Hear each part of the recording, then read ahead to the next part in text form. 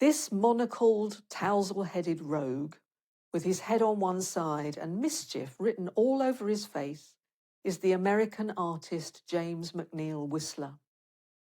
According to Tom Cross in his book The Shining Sands, Whistler strutted across the stage of British art, always in the limelight and always provocative.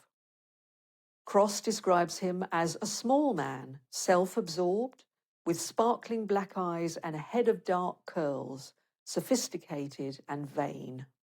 And this wonderful etching by his friend Mortimer Menpes certainly echoes that description. Mortimer Menpes was born in Port Adelaide, Australia in 1855. His family moved back to England in 1878, and Menpes began his formal art training at South Kensington School of Art. He met Whistler during a sketching tour of Brittany in 1880 and became his pupil. He was taught etching by Whistler, whose influence, together with that of Japanese design, is evident in his later work. In the winter of 1883-84, Whistler, Menpes, and a young Walter Sickert visited St Ives. Whistler was trying to recover his reputation following his notorious libel action against art critic John Ruskin, which, although successful in a legal sense, had left him bankrupt, and he came to Cornwall to paint small landscapes and marine works for an exhibition at Dowdeswell's Bond Street Gallery. He would be out before breakfast making sketches of the sea and sky from the beach, and Menpes said, "Whistler loves St Ives. The boats, the sea, the fishermen, all fascinated him. He did much good work there." Sickert and Menpes assisted him, preparing his panels, mixing his paints and cleaning his brushes.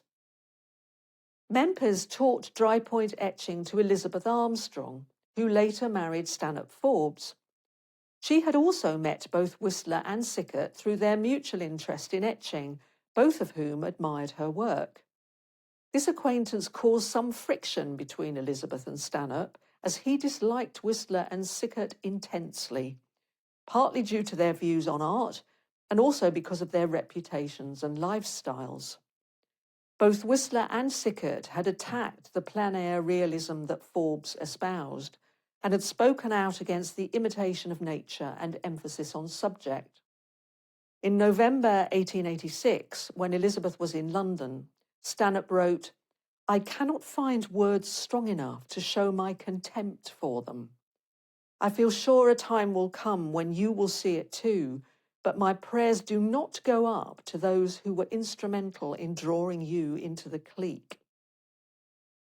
Menpes travelled widely during his lifetime and became a major figure in the etching revival, producing more than 700 different etchings and dry points, which he usually printed himself. He also painted in oil and watercolour.